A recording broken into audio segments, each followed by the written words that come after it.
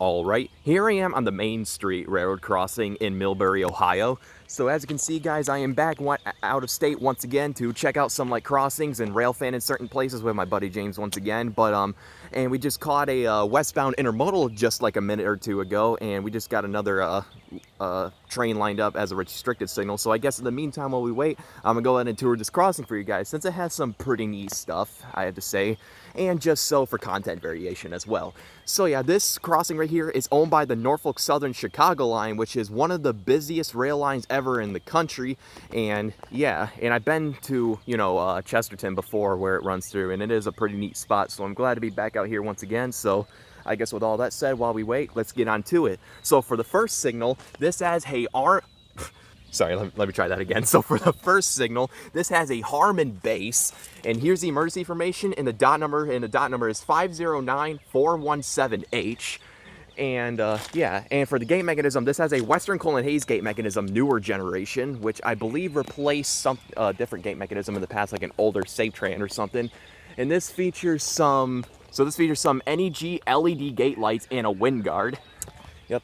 And for the lights, this has two pairs of Safetran 12x20-inch GE uniform LEDs sitting on a Safetran light bracket, which replaced some incandescent lights in the past, either 12x20 or 12x24-inch incandescents. Yep. And this signal has no bell on it, so yeah. I guess with that said, let's go ahead and move on over here. This is a pretty quiet street, so I guess I can, cross the street easily. I don't know how far this train is, so I probably gotta speed it up right here, so yeah. So yeah, with that said, let's go on and move on to the second signal, which is similar to the first. So for this one has another Harmon base. And here's the emergency information, the dot tag once again. And for the gate mechanism, this has another newer generation Western Colin Hayes gate mechanism, which I believe, like I said, replaced an older Safetran gate mechanism in the past or something different, I'm not totally sure. And this featured some more NEG LED gate lights and a wind guard. And as you can see, there's a emergency information stamped right on the gate for Norfolk Southern. And for the lights, this has two more pairs of Safetran 12x20-inch GE uniform LEDs sitting on a Safetran light bracket, once again replacing some incandescent lights in the past.